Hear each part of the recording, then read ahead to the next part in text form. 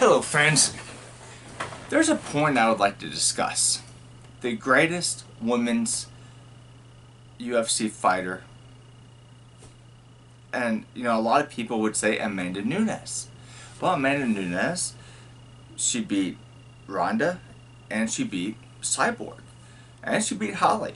So why wouldn't you pick Nunez? Nunez is a 135-pound champ, and she's a 145-pound champ. Well, you know what? I think it depends on how we define fighter.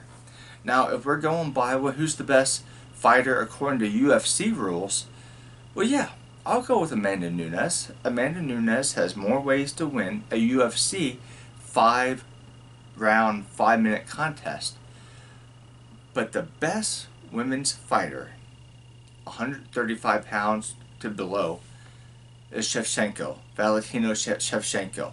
I mean, she is wiping the floor at 125 pounds. And, she fought Amanda twice, and they were both close fights. Now, Amanda probably did enough to win the second one. But, guys, if we go back to, now, I said by the rules, by UFC rules, current rules, Amanda is the best.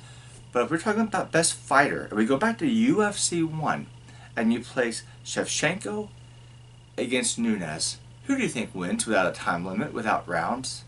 Who wins between Shevchenko and Nunez? Who looked better at the end of the fight? Both fights. Who looked better in your eyes? Shevchenko or Nunez?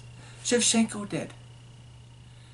Nunez has trouble hitting Shevchenko, and if she takes her down, she can't do anything with it.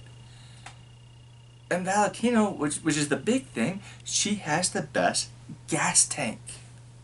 If it was a no time limit fight, which is a fight, a real fight, there's no time limit. If there's no time limit, and they fought, Valentina would win. She would, now it might be a 35 minute fight. It might be a really boring, but Valentina would win because Amanda could not cause enough damage to TKO her, or to KO her. Amanda could not sub her. And everyone is propping Amanda up. Now, Amanda comes off as a really nice person, and everyone who seems to talk to her, I mean, they really say how nice she is. So I'm not slamming her. I was actually one of the few, probably, that thought that she had a good chance to KO Cyborg. I think Cyborg's legend grew, with the Gina Carano victory, and if you go back and watch that fight, Carano did not lose as bad as people think she did. I mean, she actually had Cyborg mounted. So Cyborg, did not fight really good competition. So now Ronda, she was a one-trick pony. I respect Valentina. She's underweight. I think Valentina does better at 125. I mean, no one's even gone the distance with her at 125 in the championship rounds, have they, since she's had the belt?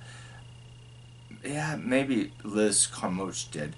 But anyway, I think that Shevchenko is better at 125 than Amanda is at 135 or 145. So pound per pound, with the UFC rules, Valentina is the best pound per pound. But we just take the pound per pound out and we just say the better fighter overall. I challenge you to tell me a scenario where Amanda's better. Valentina is not going to knock her out. Amanda's not going to knock Shevchenko out. She can't connect clean with her. So it would be a prolonged fight and Shevchenko would win.